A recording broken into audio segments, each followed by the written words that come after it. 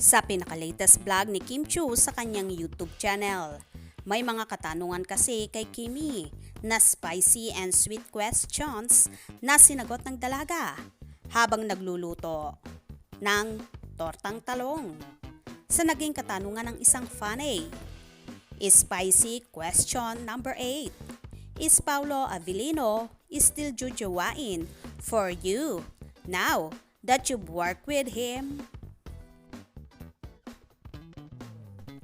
Bago nga sinagot ng dalaga ang naturang katanungan na yon, ay may ipinlay silang throwback video nila noon ng mga kaibigan niyang ang Becky na sina Angelica Panganiban, Bella Padilla at Kim Chiu na that time is pandemic. Magluluto lang ako. Ano ba to? Paolo Avellino. Kumain. Mag-hi. Sa itsura, gagawain.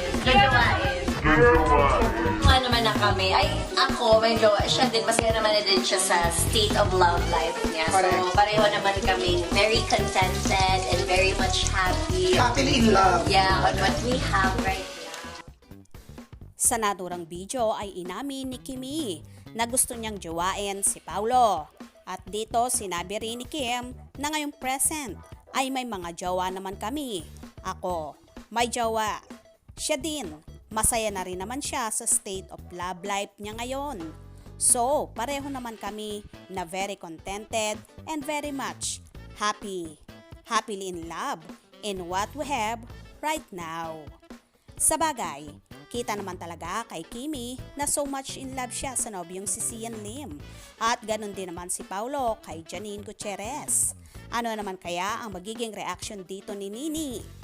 For sure, okay lang naman dahil hindi lang naman si Kimi ang gustong jowain si Paulo dahil marami ring kapwa artista nila ang mas pinipili nilang jowain ang aktor kesa totropahin. At wala namang dapat ikabahala si Janine dahil ang meron lang kina Paulo at Kim ay work lamang.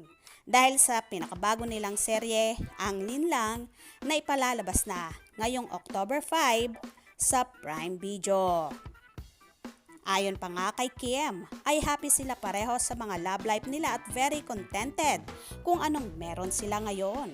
Kaya wag lalagyan ng mali siyang ibinunyag na ito ni Kimi dahil part lamang talaga ito ng pagiging artista nila ni Paulo. Gets nyo? Kaya naman tumutok at wag na wag pahuhuli sa mga maiinit na kaganapan, especially sa Paunin updates. Mga ka-scoop, anong inyong magiging reaction sa bidyong ito? Comment below.